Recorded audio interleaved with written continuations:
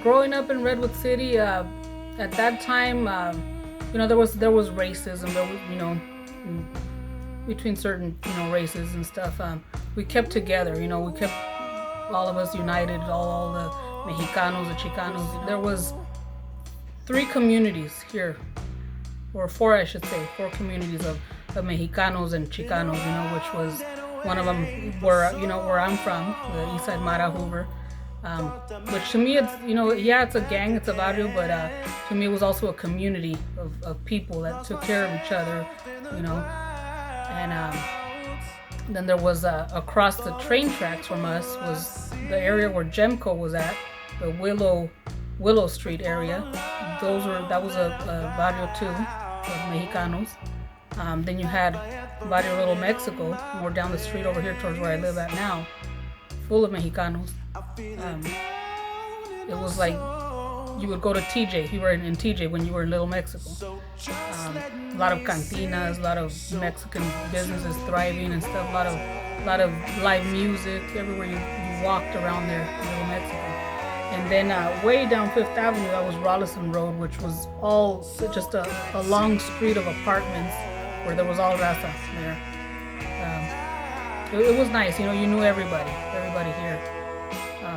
Whether it was your homies from the neighborhood or other neighborhoods, or you knew the families that were here. It was nice. It was very, very united, So we stuck together. So this bridge here, it has a lot of history. This is a bridge that we used to cross to go anywhere, to go downtown, to go to stores, anything. Because here in our neighborhood, we didn't have any stores other than the tortilla factory, La Estrellita, and that was it, So basically, this bridge coming this way, this was all the Mexican side, and if you cross to the right, that was all the white side and Italian.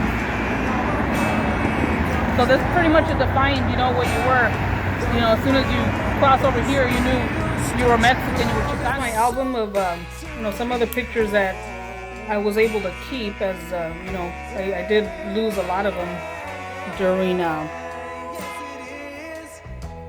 like police searches, the gang task force searches.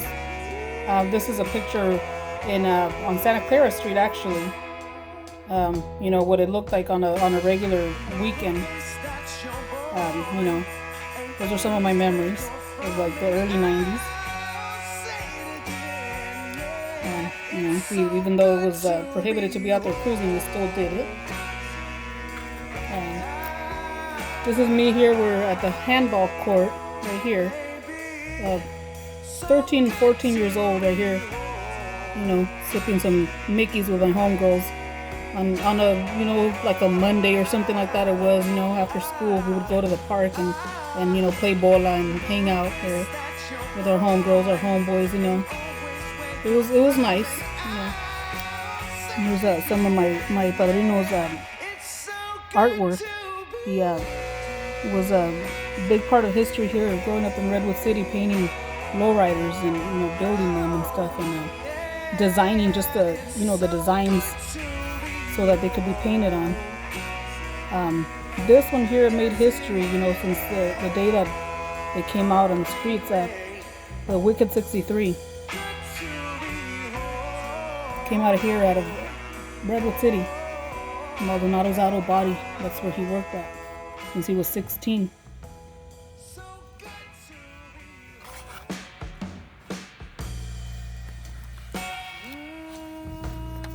And here, this picture here with some of my homegirls in the early 90s.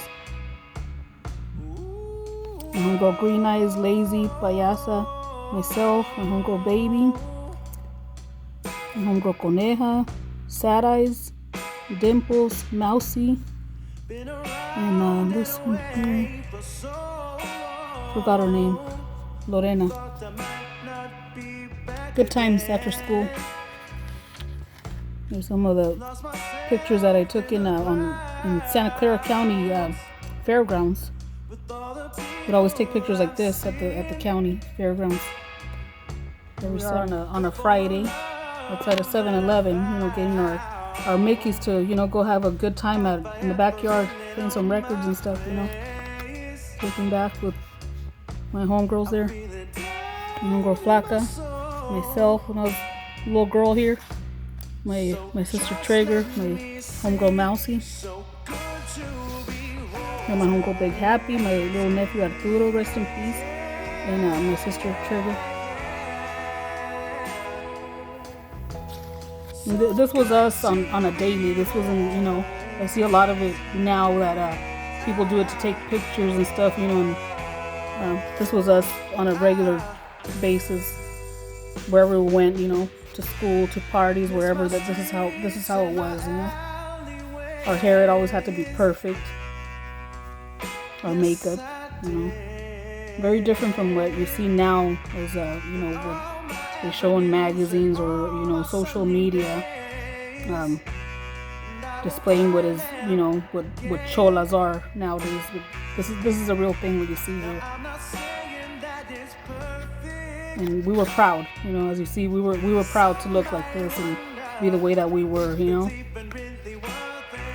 And my ex-old man Chico, rest in peace, passed away in the early 90s. So he got murdered.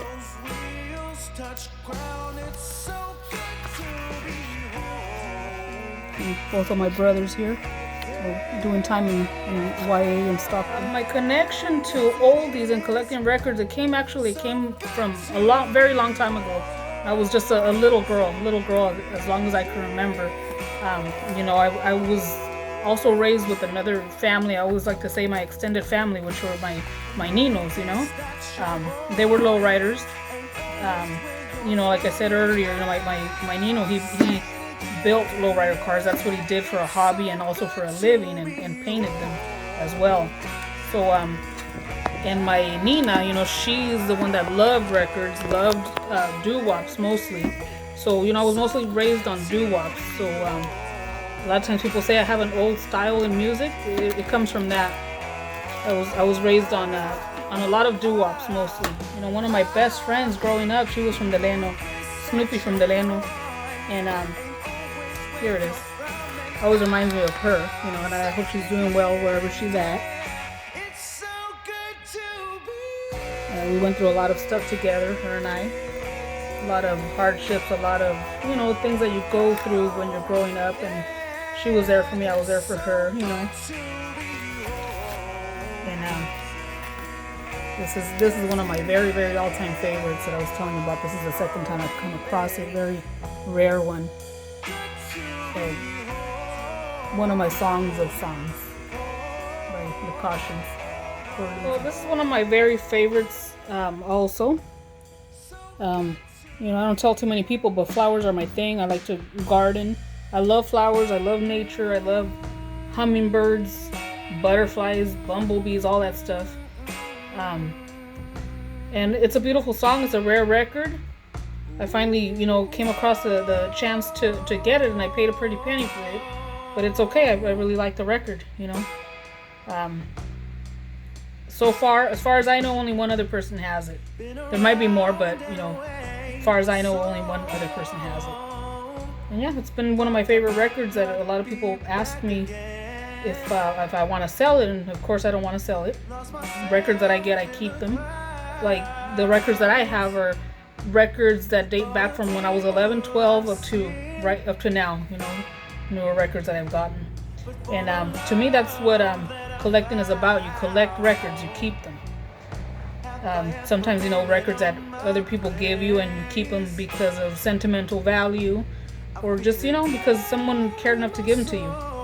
Or, they came from a time from, you were having a lot of fun or whatever. You partied a lot with those records, and, different meanings, and that's why I kept them. So yeah, this is the one.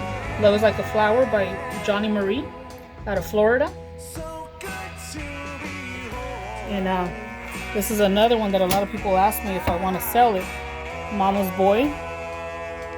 And this one reminds me a lot of my sons. My son Papa's and Diego. Walter Sensations. On Maya Records. Very rare record as well. Out of Los Angeles. Out of Hollywood to be specific.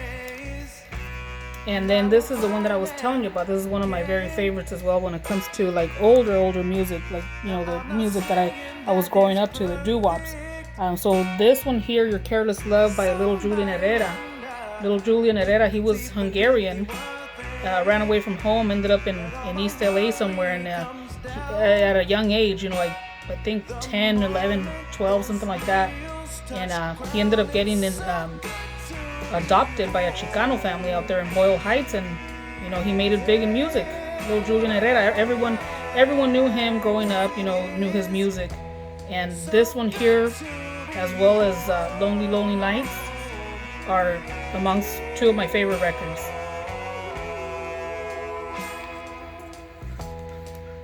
And here you have O.S. Grant and the Downbeats, which later became the Elgins by mistake.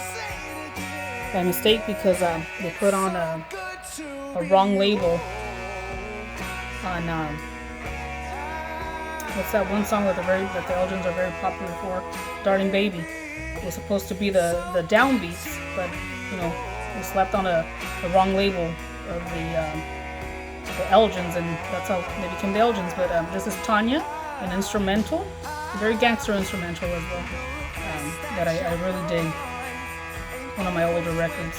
It's pretty hard actually, because growing up here, you know, and everyone knows you. You know how it is. They decide to already like mark you as you're something that they don't really know what they are. They don't know the lifestyle or the background, the history of it. You know, growing up the way that we did.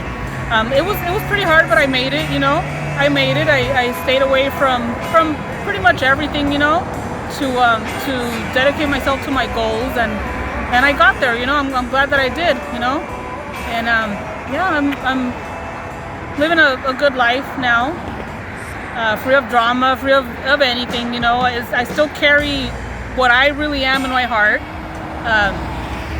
but you know, it's never gonna leave me. That's who I am.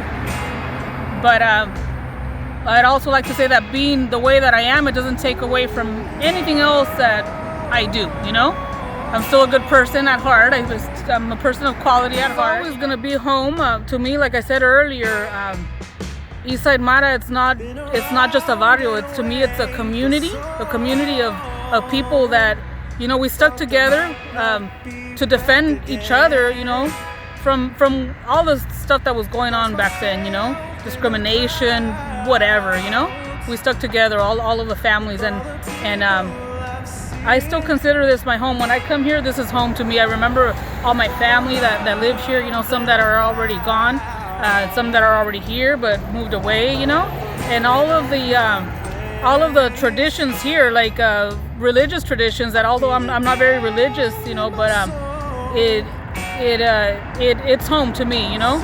All of what that was and what it still is, as you can see, you know, it's home to me. It's always going to be home.